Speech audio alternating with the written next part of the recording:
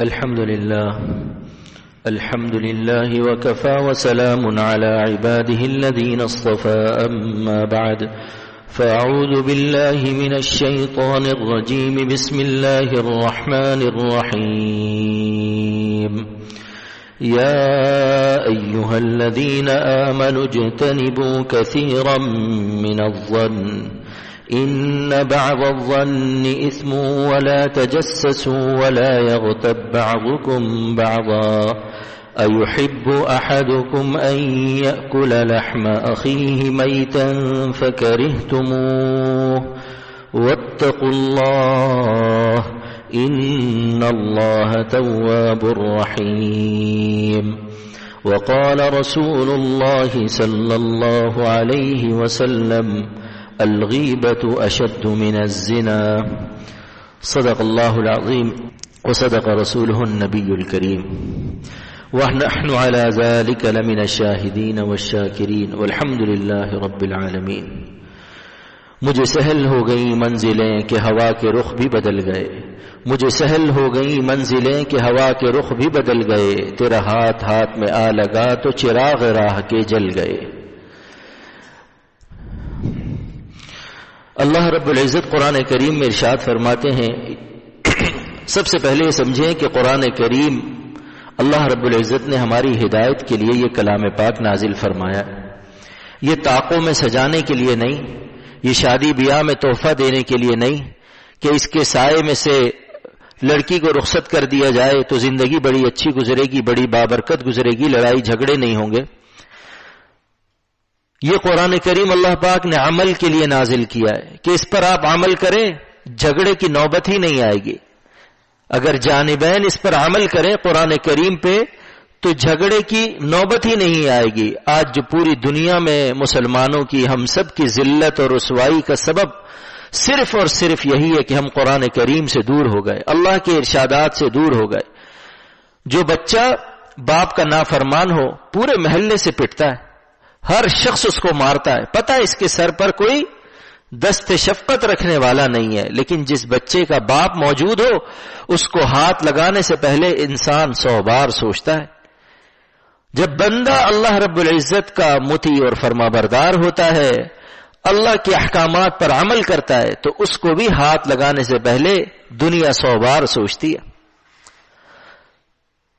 قرآن کریم میں اللہ رب العزت ارشاد فرماتے ہیں اجتنبوا کثیرا من الظن. آج ہمارے گھروں میں بے سکونی ہے، بے آرامی ہے، پریشانی ہے، ٹینشن ہے. جب ہم رات کو سوتے ہیں تو نئی پریشانی لے کے سوتے ہیں، صبح اٹھتے ہیں تو وہ اپنی جگہ قائم ہے اور نئی ایک اور پریشانی کھڑی ہوئی ہے. عموماً اس کے اندر ہماری اپنی ہی کارستانیاں اور اپنے ہی گناہ کار فرما ہوتے ہیں. اجتنبوا کثیرا من الظن ان بعض الظن اسم. حضرت پھول پوری رحمت اللہ علیہ فرماتے تھے ظنوا بالمؤمنین خیرا کی شرح میں کہ مومنین کے ساتھ نیک گمان کرو. فرماتے ہیں کہ اگر نیک گمان کرو گے تو قیامت کے دن اللہ کوئی دلیل طلب نہیں کریں گے کہ بھئی تم نے اس سے نیک گمان کیوں کیا.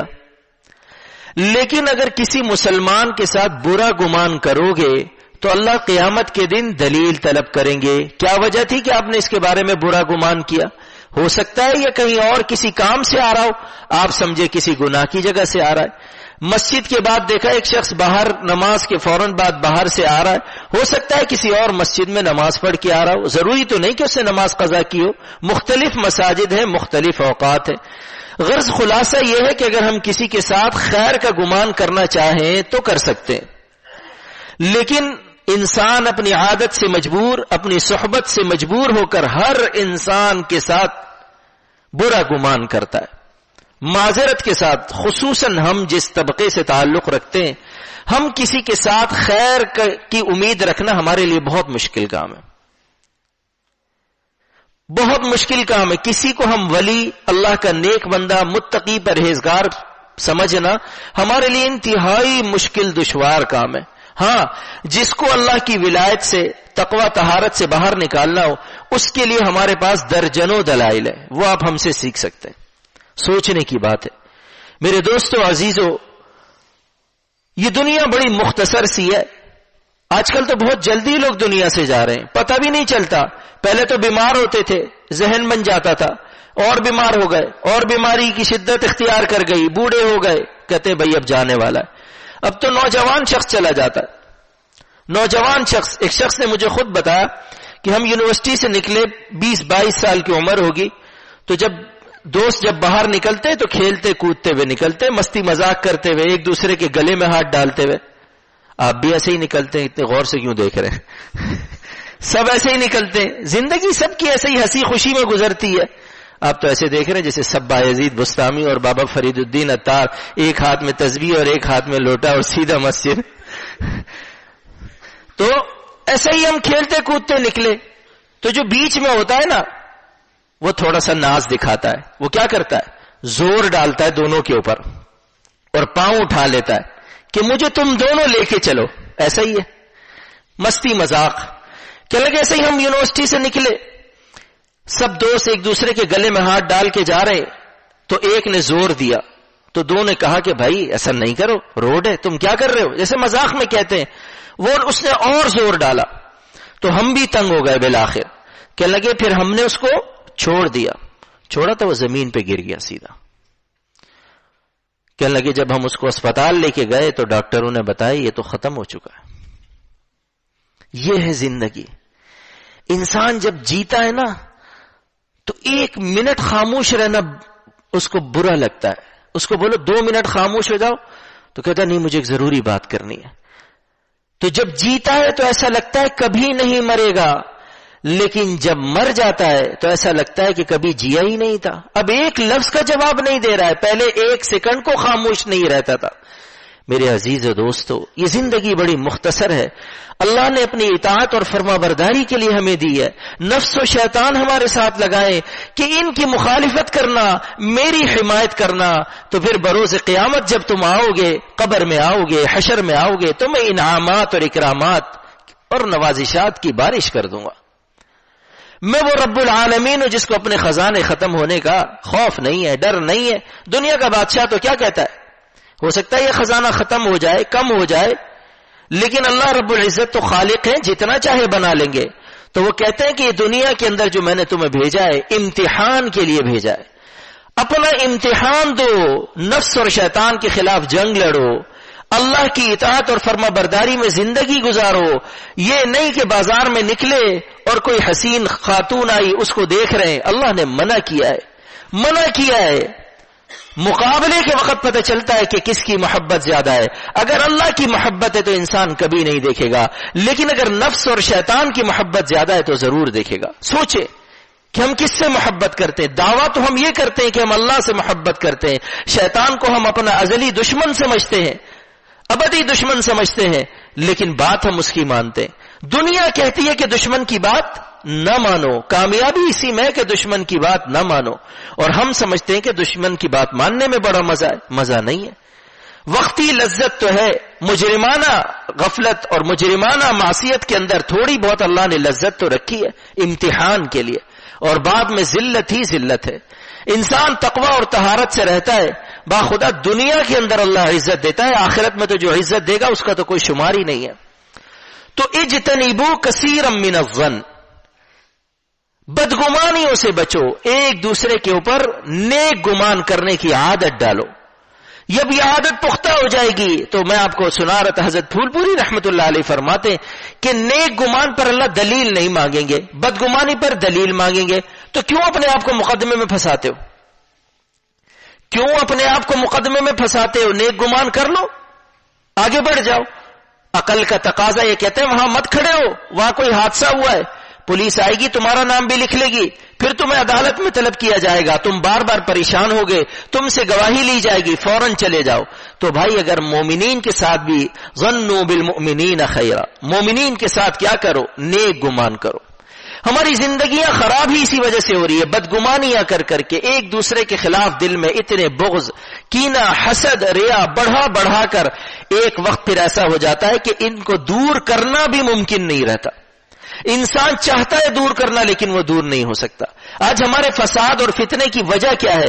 ہم ایک دوسرے کے حقوق غصب کر رہے ہیں، ایک دوسرے کے حقوق ادا نہیں کر رہے۔ صحابہ کے اندر کیوں اتفاق تھا، کیوں اتحاد تھا، کیوں باہم الفت تھی، کیوں محبت تھی، کیوں ایک دوسرے پر جان دینے کے لیے تیار تھے کہ ایک دوسرے کا حق اس کے دروازے پر رکھ دیتے تھے۔ ان کو اس سے غرض نہیں کہ یہ لے یا نہ لے، چیز اسی کی ہے تو ملے گی اسی کو، لیکن ہم جو چیز ہماری جیب میں کسی کی آ گئی ہم کوشش کرتے ہیں کسی طرح اس کو دبا جائیں، کسی طریقے سے اس کو جھٹلا دیں، کسی طریقے سے اپنی ملکیت اس کے اوپر ثابت کر دیں۔ اسی وجہ سے ہمارے اندر اتنی خرابیاں، اتنے ہمارے معاشرے کے اندر بے سکونی ہے۔ کہتے ہیں میں تنہا ہوں، میں اکیلا ہوں، میرے ساتھ کوئی نہیں ہے۔ کیوں نہیں ہے؟ کہ تم نے حقوق غصب کیے لوگوں کے۔ اگر تم لوگوں کے حقوق ادا کرتے، لوگ فطرتاً تم سے محبت کرتے، لوگ تمہارے ساتھ بیٹھتے، تمہارے حقوق ادا کرتے، کیونکہ تم نے حقوق ادا کیے۔ کما تدینو تدانو، جیسا کرو گے ویسا بھرو گے۔ آج تم کسی کی مشکل میں کام آؤ گے، کل تمہاری مشکل میں اللہ 10 آدمی کھڑے کر دے گا۔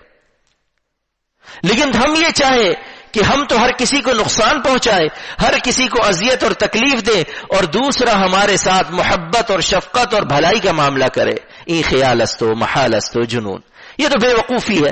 بعض لوگ ایسے ہیں کہ ہر شخص ان سے محبت کرتا ہے، ان کے اخلاق کی وجہ سے، ان کے کردار کی وجہ سے، ان کے اخلاق کی بلندی نرمی کی وجہ سے، اور بعض ایسے ہیں کہ جس سے دیکھ کر بھی دل نہیں چاہتا ملنے کا، جبکہ جس سے آپ ملنے وہ آپ کا غیر ہے، آپ کا رشتہ دار نہیں ہے، آپ کی قوم کا نہیں ہے، دوسرا شخص ہے، دوسری زبان بولنے والا ہے، لیکن آپ دل سے محبت کرتے ہیں۔ لیکن جو آپ کا اپنا سگا ہے، اس نے اتنی اذیت اور اتنی تکلیف آپ کو دی ہے کہ آپ اس کا چہرہ دیکھنا گوارا نہیں کرتے۔ میرے دوستو، اگر آج ہم ایک دوسرے کے حقوق ادا کرنا شروع کریں، ہمارے اندر خود بخود اتحاد اور اتفاق پیدا ہوگا۔ حکیم الامت حضرت تھانوی رحمۃ اللہ علیہ نے لکھا ہے 2 وجہیں کہ جس کی وجہ سے آج مسلمانوں میں اتفاق نہیں ہے۔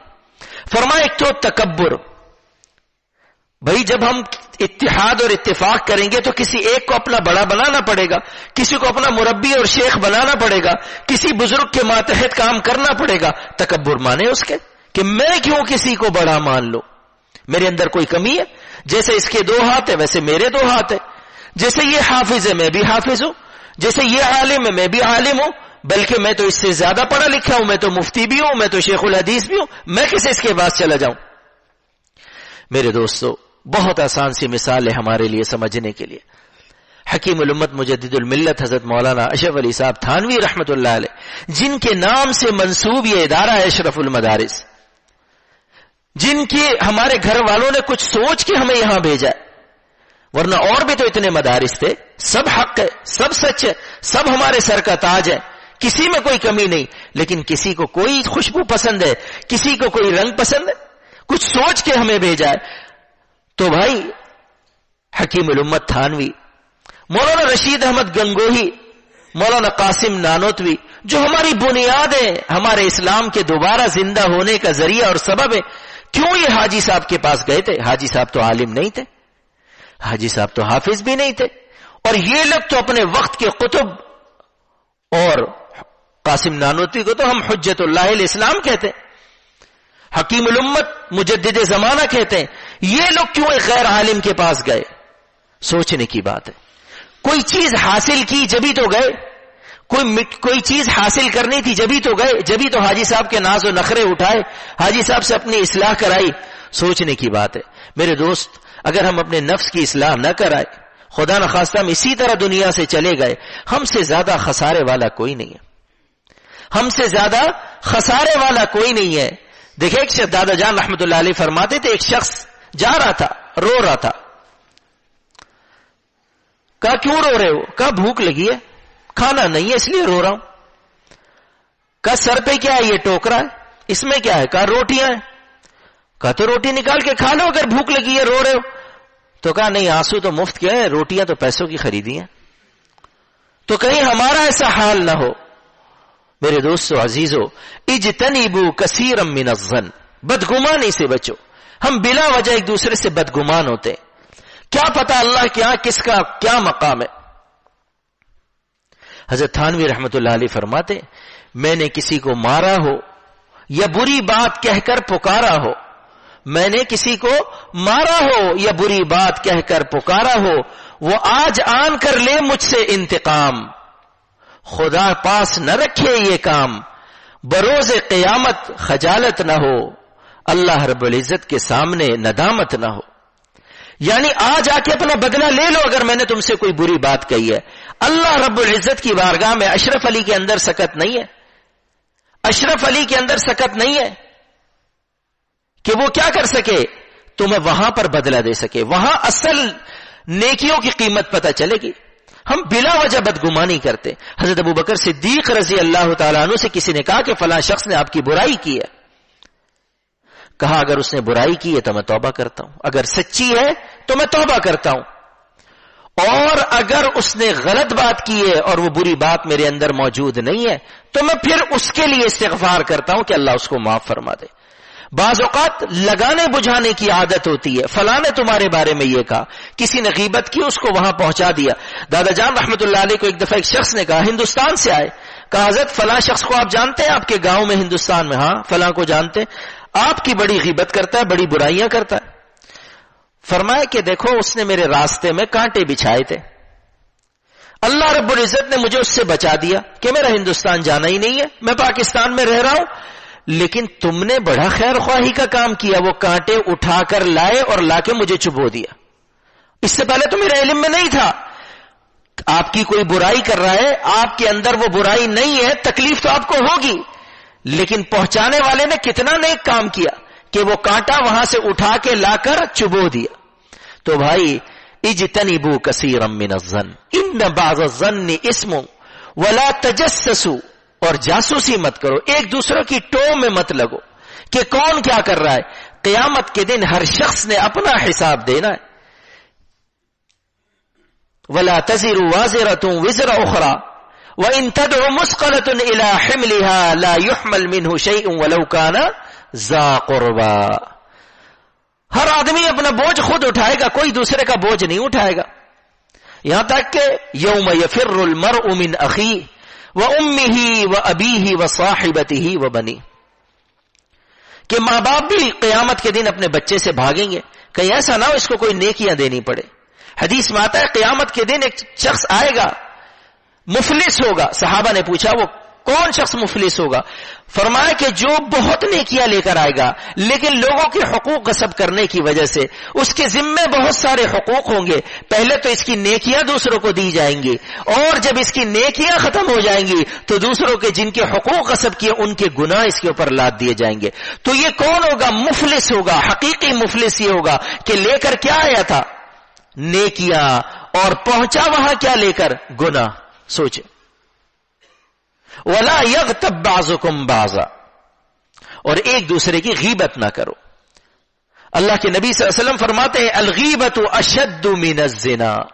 زنا کا تو اللہ نے اپنا حق رکھا ہے کہ اگر کسی نے خدا نخواستہ زنا کر لیا تو مزنیہ سے جا کر معافی مانگنے کی ضرورت نہیں، اللہ سے معافی مانگے، اللہ معاف کر دے گا. لیکن غیبت اگر کسی کی ہے تو حکیم الامت نے لکھا ایک شرط کے ساتھ کہ اگر اس شخص کو علم ہو گیا تو جا کر معافی مانگنا واجب ہے، اور اگر اس کو علم نہیں ہوا تو جس مجلس میں غیبت کی ہے اسی مجلس میں جا کر کہو کہ میں نے غلط بات کی ہے، وہ نیک ہے، اللہ کے نیک بندے ہیں، مجھ سے غلطی ہو گئی، میں نے غلط بات کہی ہے. وَلَا يَغْتَبْ بَعْضُكُمْ بَعْضًا. اور غیبت کی مثال اللہ نے قرآن میں کیا دی؟ أَيُحِبُّ أَحَدُكُمْ أَن يَأْكُلَ لَحْمَ أَخِيهِ مَيْتًا فَكَرِهْتُمُوهُ. یعنی اگر تمہیں اپنے مردہ بھائی، زندہ نہیں، مردہ بھائی کا گوشت کھانے کو دیا جائے تم کھاؤ گے؟ تم ناپسند کرو گے. غیبت کرنا بھی ایسا ہی ہے کہ وہ موجود نہیں ہے، تم اس کی غیر موجودگی میں اس کی برائی کر رہے ہو. آج ہم ایک دلیل پیش کرتے ہیں، نہیں ہم برائی نہیں کر رہے، ہم حقیقت بیان کر رہے ہیں، یہ مرض اس کے اندر ہے. تو جب یہ مرض ہے تبھی تو غیبت ہے. اگر یہ مرض ہی اس کے اندر نہیں ہے، جو برائی آپ بیان کر رہے ہیں وہ برائی اس کے اندر نہیں ہے، تو بہتان ہے، یہ تو اس سے بھی بڑا ہے. سبحانک ھذا بہتان عظیم، یہ تو اس سے بھی بڑی چیز ہے، اس سے بھی زیادہ خطرناک چیز ہے. میرے دوستو عزیزو، اگر ہم چاہتے ہیں ہماری زندگی سکون سے گزرے، عافیت سے گزرے، راحت سے گزرے، خوشیوں سے گزرے، ہم پریشانی اور تکالیف میں مبتلا نہ ہو، تو اس کا آسان طریقہ ہے کہ اپنے تعلقات کو محدود کریں. اپنے تعلقات کو محدود کریں، بلا وجہ گفتگو نہ کریں. حدیث میں آتا ہے من صمت نجا، جو خاموش رہا وہ نجات پا گیا. کبھی کوئی انسان کسی خاموشی کی وجہ سے پریشانی میں مبتلا نہیں ہوا, ہمیشہ بولنے کی وجہ سے تکلیف اور پریشانی میں مبتلا ہوا. یہ غیبت کرنا, برے القاب دینا, لوگوں کے ساتھ غلط معاملات کرنا, یہ سب زبان سے اس کا تعلق ہے, انسان بول کر کرتا ہے. تو فرمایا ایحب احدکم ان یاکل لحم اخیہ میتا فکرہتموہ واتقوا اللہ, اللہ سے ڈرو. یہ چھوٹی چھوٹی چیزیں, غیبت تو ایسی چیز ہے کہ آج ہم اس کو گناہ نہیں سمجھتے, ہم اس کو گناہ نہیں کار ثواب سمجھ کر کرتے.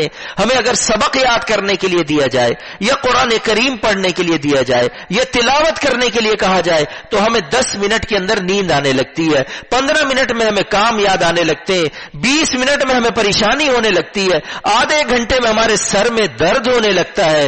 لیکن اگر ہم بیٹھ کر غیبت کرنا شروع کریں تو آج سردی کی 7-8 گھنٹے کی رات بھی چھوٹی پڑ جاتی ہے. کہتے رات ختم ہو گئی, بات ختم نہیں ہوئی. سوچنے کی بات ہے, سوچنے کی بات, تجربہ کر کے دیکھے. ابھی ہم یہاں غیبت شروع کریں, مزے سے وقت گزر جائے گا, کوئی گھڑی نہیں دیکھے گا. لیکن جہاں ہم سبق پڑھتے ہیں 5 منٹ اوپر ہو جائے ہم 500 دفعہ گھڑی کو دیکھتے ہیں. پھر ہمارے دماغ میں وساوس آتے ہیں, شاید ان کی نگاہ کمزور ہے, گھڑی نظر نہیں آ رہی ہے, یا ہم سے کوئی دشمنی ہے. سمجھ رہے میری بات کو؟ تو میرے عزیز و دوستو, یہ چھوٹی چھوٹی مہلک بیماریاں ہیں جو انسان کے اندر پیدا ہوتی ہے, جیسے حسد ہے, کبر ہے. بعض لوگوں کی عادت ہوتی ہے ہر کسی کے ٹوہ میں لگنے کی, جاسوسی کرنے. کہاں سے آ رہے ہو, کہاں جا رہے تھے, وہاں اس سے کیوں ملے تھے, آپ کو کیا سرکاری افسر متعین کیا یہاں پر, کیا آپ نے پوری اس کی فہرست دینی ہے صبح سے شام تک, کہاں جا رہا ہے, کس سے مل رہا ہے, کیا کر رہا ہے. اپنے کام میں جو شخص لگتا ہے نا وہ کبھی دوسرے کے کام میں مخل نہیں ہوتا.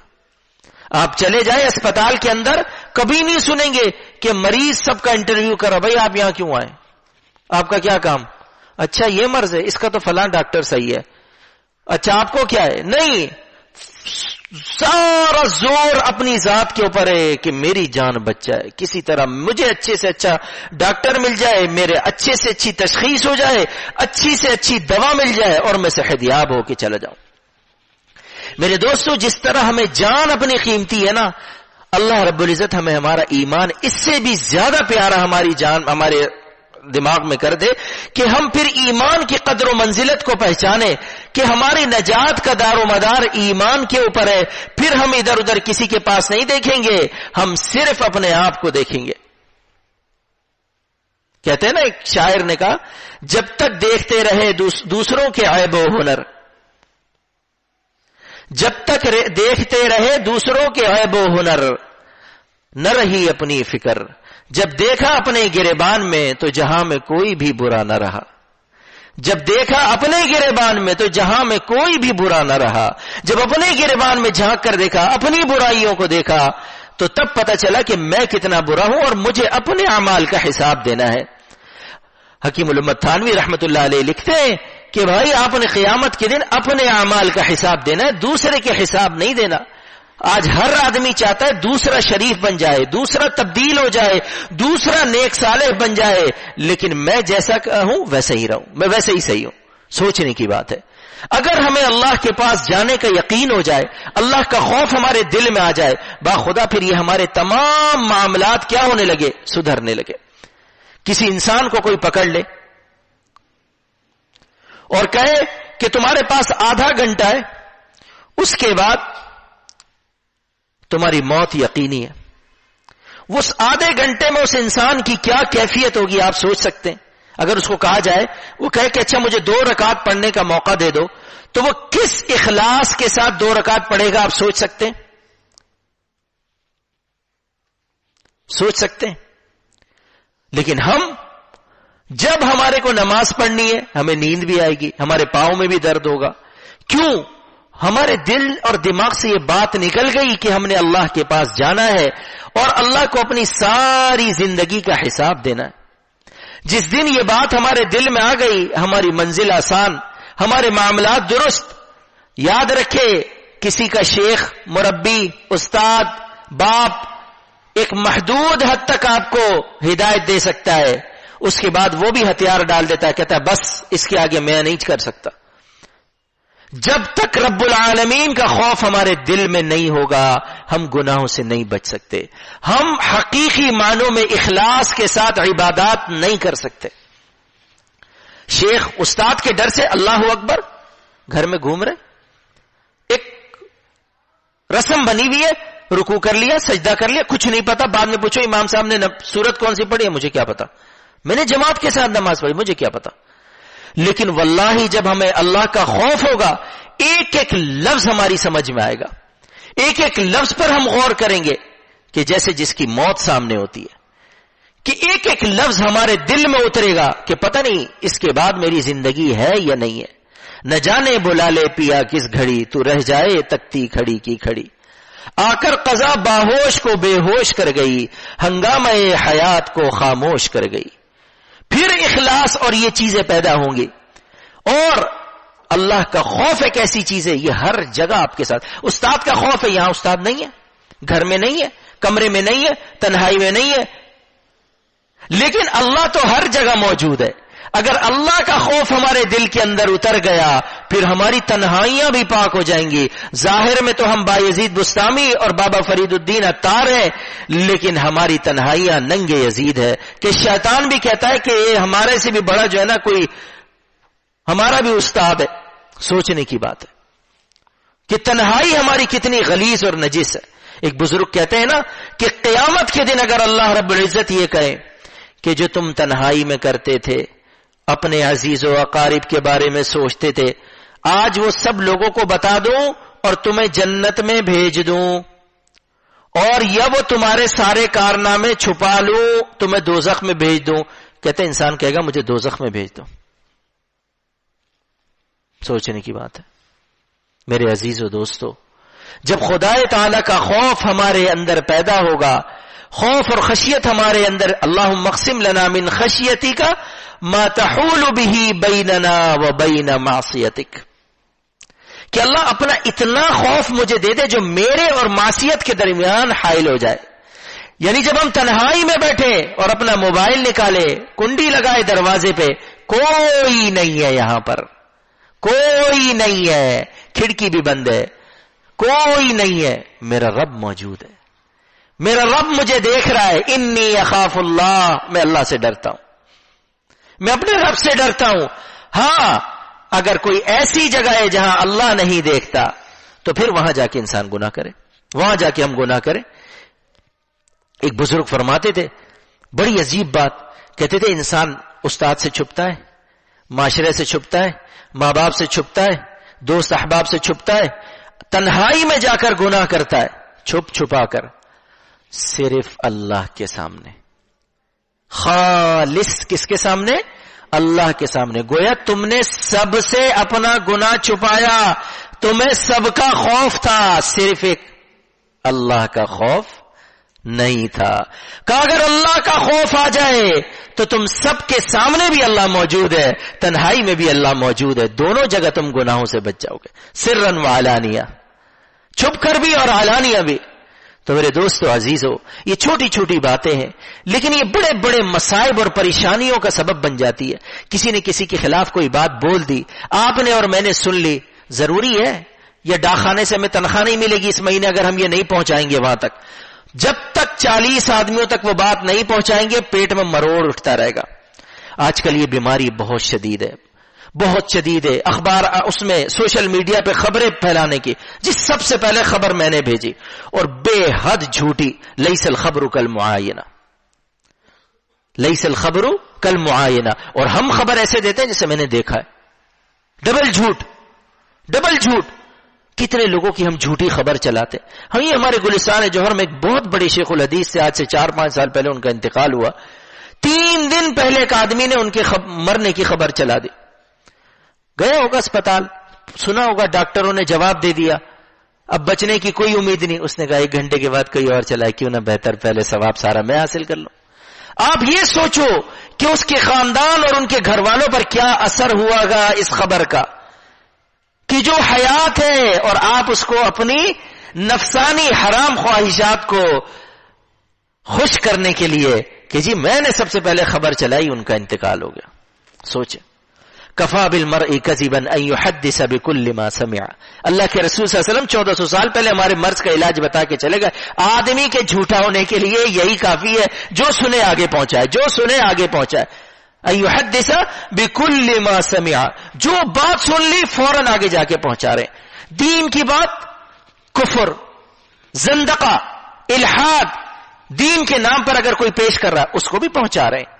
تصدیق کرنے کی ضرورت نہیں ہے، کوئی حاجت نہیں ہے، جو سنا فوراً پہنچانا ہے. خود نمائی، اس کو کہتے ہیں خود نمائی، کہ میرا نام بنے، دنیا کو پتہ چلے یہ خبر میں نے. خود نمائی انتہائی بری چیز ہے. حکیم الامت فرماتے اللہ اور بندے کے راہ میں دو ہی تو حجاب ہیں، ایک جاہی اور ایک باہی. باہ مطلب شہوت کا گناہ، اور جاہ مطلب میری عزت، میرے لوگ، ہر جگہ میں ہر جگہ میں.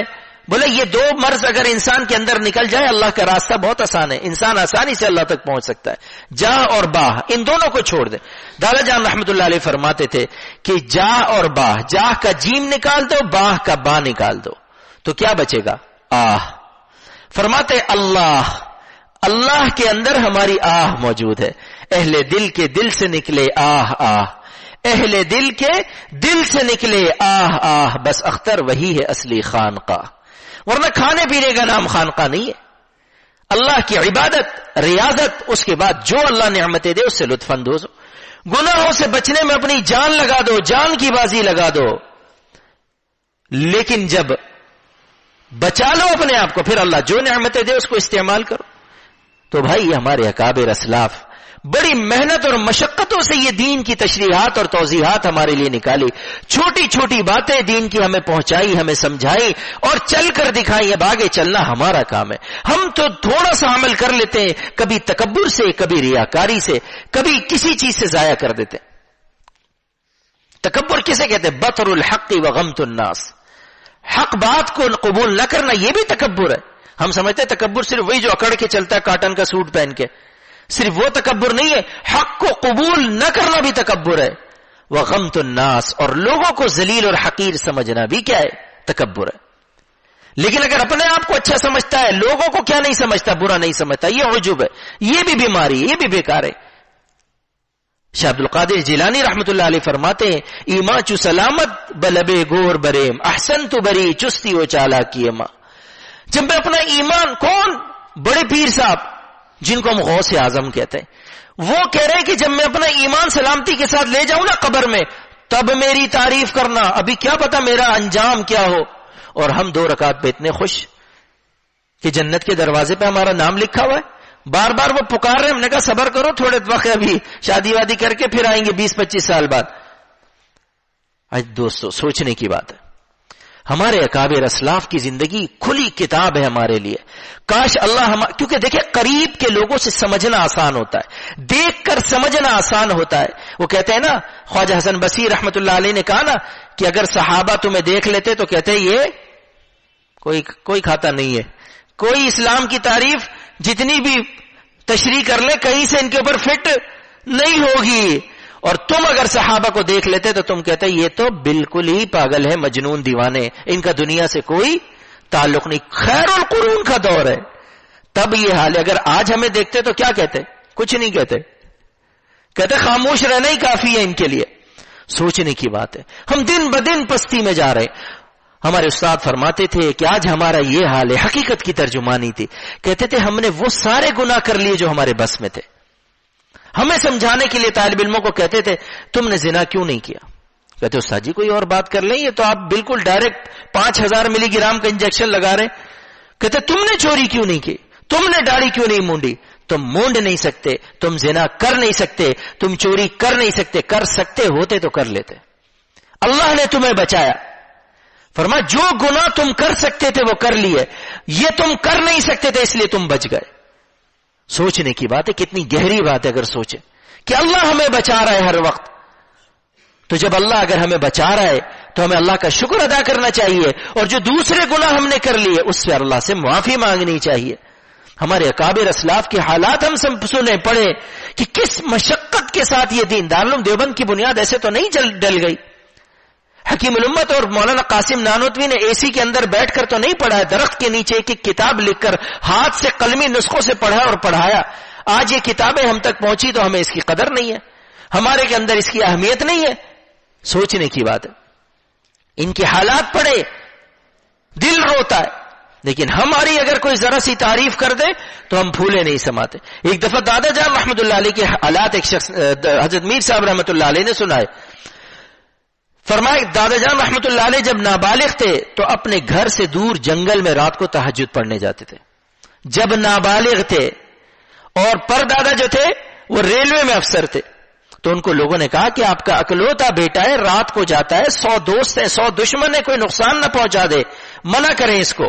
تو انہوں نے دادا جان رحمت اللہ علیہ کو بلایا اور سمجھایا کہ بیٹا مت جایا کرو، جہاں 100 دوست ہوتے ہیں وہاں 100 دشمن ہوتے ہیں، تہجد پڑھنی ہے گھر میں پڑھ لو. دادا جان رحمت اللہ علیہ کا پہلا شعر، درد فرقت سے دل میرا اس طرح بےتاب ہے، درد فرقت سے دل میرا اس طرح بےتاب ہے، جیسے تپتی ہوئی ریت میں ماہی بے آب ہے. جیسے تپتی ہوئی ریت، ایک ریت ہے ایک تپتی ہوئی ریت. مچھلی کو اگر ریت میں ڈالے، ماہی بولتے ہیں مچھلی کو، تو کیسے تڑپتی ہے، اور اگر وہ ریت تپ رہی ہے تو کیا کیفیت ہوتی ہے کہ یا اللہ تیری فرقت میں، تیری یاد میں میرا دل اس قدر بےتاب ہے جیسے تپتی ہوئی ریت میں ماہی بے آب ہے. تو جب دادا جان رحمت اللہ علیہ آئے مجلس میں، کہا تم میرے حالات کیوں سنا رہے ہو؟ کہا حضرت اس سے لوگوں کو فائدہ ہوگا. عجیب بات کہی، آپ زر سے لکھنے کے قابل ہے. کہنے لگے میرے حالات اس قابل نہیں ہے کہ لوگوں کو سنائے جائیں. میرے حالات سوچنے کی بات ہے. تحمل کے ساتھ تھوڑا سا ہم سوچیں. ہمارے ہر اکابر، ہر بزرگ کو اللہ نے ایسے ہی ایک خوشبو اور ایک رنگ دیا. فرمائے کہ میرے حالات ایسے نہیں ہیں کہ لوگوں کے سامنے بیان کیے جائیں، ہمارے بڑوں کے حالات سنایا کرو، اس سے لوگوں کو فائدہ ہوتا ہے. سوچنے کی بات ہے میرے دوستو. یہ سب بنا گئے، کما گئے، بنا گئے، اللہ کے پاس چلے گئے یہ کہتے ہوئے کہ یا رب مجھے معاف کر دے، یا رب مجھے معاف کر دے، میرے پاس کچھ بھی نہیں ہے، کوئی عمل نہیں ہے. اور ہم تھوڑا سا عمل کر کے کہتے ہیں کہ جی ہمارے پاس تو بہت کچھ ہے. سوچنے کی بات ہے. خدا تعالی ہمیں آخرت کا امیر بنا دے، آخرت کے اندر ہمارے مصائب و پریشانیوں کو دور فرما دے. آج پہلے اعمال کے اوپر لوگ ڈاکہ ڈالتے تھے، آج اعمال پر ڈاکہ نہیں ڈالتے، عقیدے پر ڈاکہ ڈالتے، عقیدے پر ڈاکہ ڈالتے. ایک شخص تھا ظالم، اس نے کہا کہ میں مانتا ہوں ان اللہ علی کل شیء قدیر، اللہ ہر چیز پر قادر ہے، میرا عقیدہ ہے، میں بھی مانتا ہوں، لیکن اللہ مجھے میرا بچپنا واپس نہیں لوٹا سکتا. سوچنے کی بات ہے. ایک عام آدمی کا دماغ کس طرف چلا گیا کہ ہاں یار اگر ساری زندگی بھی یہی دعا کرے، کعبے میں دعا کرے، ملتزم پہ دعا کرے، حجر اسود پہ دعا کرے، یا مستجاب الدعوات سے دعا کرائے تو ہمیں ہمارا بچپنا تو واپس نہیں مل سکتا. کتنا بڑا اللہ کی ذات کے اوپر شبہ اس نے پیدا کر دیا. اللہ قادر ہے، 100% قادر ہے. ایک بزرگ کے پاس گیا، ان کو بتا، انہوں نے کہا آسان سا مسئلہ، اللہ قادر ہے. ایک سیٹ کے پاس آپ چلے جائیں، بھائی زکات دے دو 2.5%، صدقہ دے دو، فقیر چلا جائے، دے دیا. کہ سارا مال دے دو، کہ نہیں، کہ تم دے ہی نہیں سکتے. کہ دے سکتا ہوں لیکن دوں گا نہیں، کیونکہ طریقہ یہ نہیں ہے، عادت اللہ یہ نہیں ہے، قدرت اور ہے، عادت اور ہے. اللہ کو قدرت تو ہے لیکن اللہ کی عادت ایسی نہیں ہے. ورنہ تو آج دادا تھے، کل دیکھا تو پھر کوئی گود میں لے کے آ رہا ہے، رات کو جی دعا قبول ہو گئی، پھر پوتے بن گئے. وہ کہہ کہ کوئی بھی تمہاری گود میں کون ہے؟ جی میرا پوتا ہے. نہیں میرا دادا ہے. تو پوری زندگی کا نظام کیا ہو جائے گا؟ درہم برہم ہو جائے گا. صبح ابا تھے، شام کو کیا ہوا؟ دعا قبول ہو گئی، بھئی یہ تو بیٹے بن گئے. کہا مجھے واپس بچپنا چاہیے، وہی 3 سال والا. بتایا اللہ کو قدرت ہے، جیسے اس کو بھی قدرت ہے لیکن عادت نہیں ہے. یہاں بھی اللہ کو قدرت ہے لیکن اللہ کی عادت نہیں ہے کہ اللہ نے ایک طریقہ دے دیا اب گزر گیا. ہاں اگر کوئی یہ سوچے میں اللہ کی اطاعت اور فرما برداری کروں گا تو آج سے شروع کرو نا. اللہ نے کثرت کے اوپر تو نجات کا دار و مدار نہیں رکھا، اللہ نے اخلاص کے اوپر دار و مدار رکھا ہے. دادا جان رحمت اللہ علیہ ایک واقعہ سنایا کرتے تھے کہ ایک ہندو تھا 99 سال تک سنم سنم چلاتا رہا. وہ اپنے بت کے پاس جاتے ہیں, ہاتھ جوڑتے ہیں, گھنٹہ بجاتے ہیں, بھائی سنم سنم. ایک دفعہ غلطی سے اس کے منہ سے سنم کے بجائے سمد نکل گیا. کہتے آسمان سے آواز آئی لبیک یا عبدی, اے میرے بندے میں حاضر ہوں. کہتے اپنا بت توڑا اور جا کے اپنے پنڈت کو بولا بدبخت کس کام کے پیچھے لگایا, 99 سال سے چلا رہا ہوں, ایک دفعہ بھی جواب نہیں دیا, ایک دفعہ غلطی سے مسلمانوں کے خدا کا نام لیا تو آسمان سے آواز آ گئی. سوچنے کی بات ہے. ہم کہتے یار فوراً ہمارے دماغ میں ایک بات آتی ہے, ہم بھی تو دعا کرتے ہیں قبول نہیں ہوتی, ہمیں تو نہیں آئی آواز. اللہ کے بندے آ رہی ہے آواز, ہمیں گناہوں کی وجہ سے سمجھ میں نہیں آ رہا ہے, کثرت گناہ کی وجہ سے ہمارے دماغ میں بات نہیں اتر رہی ہے. اللہ تو ہر دعا قبول کرتا ہے مومن کی. اللہ پاک تو کافر کی دعا بھی قبول کرتے ہیں, جانور کی دعا بھی قبول کرتے ہیں, اضطراری کیفیت میں تو موذی جانور کی دعا بھی قبول کرتے ہیں, تو ہماری کیوں نہیں کریں گے. حضرت پھول پوری رحمت اللہ علیہ نے ایک واقعہ لکھا کہ ایک جگہ لوگوں نے کیا کیا, خنزیر نقصان پہنچا رہا تھا, انہوں نے جھاڑیاں جمع کی چاروں طرف اور آگ لگا دی. کہنے لگے دھوپ نکلی ہوئی تھی, جب وہ آگ اس خنزیر کے قریب پہنچی تو اس خنزیر نے آسمان کی طرف دیکھا اور اس کی آنکھ سے آنسو بہا. کہتے ہیں دھوپ نکلی ہوئی تھی, بادل آیا اور بارش برسی, آگ بجھ گئی اور وہ نکل کے بھاگ گیا وہاں سے. فرمانے لگے کہ جب اللہ پاک ایک خنزیر کی سن سکتا ہے تو ایک نافرمان مسلمان کی نہیں سنے گا. سوچنے کی بات ہے, ہمارا عقیدہ اتنا کمزور ہو گیا. اللہ ہر وقت سنتے, بلکہ حدیث میں آتا ہے جو ہماری دعائیں قبول نہیں ہوئی قیامت کے دن جب اس کا اجر و ثواب ہمیں ملے گا, ہم اپنے اعمال نامے میں دیکھیں گے اور اس کے مراتب دیکھیں گے کہ یہ فوائد ہمیں آخرت میں ملے, تو دعا کریں گے, کاش ہماری تمنا کریں گے کہ کاش ہماری کوئی دعا قبول نہ ہوئی ہوتی, کاش ہماری کوئی دعا قبول نہ ہوئی ہوتی. فساد اور جھگڑا یہی ہے کہ ہم نے دنیا کو اپنا مسکن سمجھا ہے کہ ہمیں سب کچھ یہی مل جائے. نہیں, ہمارا سب کچھ آخرت میں, ہمارا سب کچھ آخرت میں. جس کو راحت مل گئی اس نے اللہ کی اطاعت فرمانبرداری میں گزار دی تو وہ کامیاب ہے, لیکن جس کو راحت نہیں ملی اس کا یہ مطلب نہیں کہ وہ عند اللہ, اللہ کے ہاں کامیاب نہیں ہے. کامیابی کا دار و مدار مال و متاع پر نہیں ہے, راحت پر نہیں ہے, اللہ کی عبادت پر ہے, اخلاص کے اوپر ہے, تقوی کے اوپر ہے, تزکیہ نفس کے اوپر ہے, اعمال کے اوپر ہے, عبادات کے اوپر ہے, امر و نواہی کے اوپر ہے. لیکن اس کے اوپر نہیں ہے کہ میرے پاس مال کتنا ہے تو میں آخرت میں سب سے زیادہ وہ ہوں گا درجات والا, اس پر نہیں رکھا اللہ نے. ورنہ صحابہ تو سارے غربا تھے. رسول اللہ صلی اللہ علیہ وسلم کے متعلق اما عائشہ صدیقہ رضی اللہ تعالیٰ عنہ فرماتی ہے 2 وقت کبھی پیٹ بھر کے ایک ساتھ کھانا نصیب نہیں ہوا, اور اللہ پاک تو کہہ رہے ہیں اگر آپ دعا کریں تو احد پہاڑ کیا بن جائے, سونے کا بنا دو. دونوں عالم کے خزانوں کی کنجیاں تو آپ کے پاس ہے. کیوں؟ آپ نے اس کو اپنی اصل زندگی سمجھی نہیں, آپ نے آخرت کو اپنی اصل زندگی سمجھی, تو اللہ نے پھر نعمتیں بھی ساری وہاں پر دی نا, اور ہمارے لیے مثال بنا کے دے دیا. ہم کیا کرتے, تھوڑی سی عبادت کرتے فوراً کہتے ہیں بھائی ہماری دعا قبول کیوں نہیں ہوئی, ہمارا مسئلہ حل کیوں نہیں ہوا. تو اگر ہم غور کریں کہ جب رسول اللہ صلی اللہ علیہ وسلم کے یہ حالات ہیں تو ہمارے حالات کیسے ہوں گے, سوچنے کی بات ہے. تو میرے دوستو عزیزو, یہ جتنی روحانی بیماریاں ہیں اس کی اپنی اصلاح کرائے, اپنے بزرگوں سے جہاں انسان کو مناسبت ہو مشورہ کرتا رہے. کسی کو کسی اللہ والے سے تعلق قائم کرنے میں عار محسوس ہوتا ہو تو مشیر بنا لو, اصلاح فرض ہے, پیری مریدی کوئی فرض نہیں ہے. صرف اپنے باطن کی اصلاح کرا لو کہ یہ جتنے مفاسد ہمارے اندر ہیں کہ اللہ پاک اسے ہمیں ہمارے اندر سے نکال دے, تاکہ ہماری جان اس قابل ہو جائے کہ جب ہم کب اللہ رب العزت کے پاس جائیں تو اللہ پاک ہمیں پیار کرے, نہ کہ اللہ پاک ہمیں نفرت سے اور غضب سے اور قہر سے دیکھ کر اپنا چہرہ منہ پھیر لے.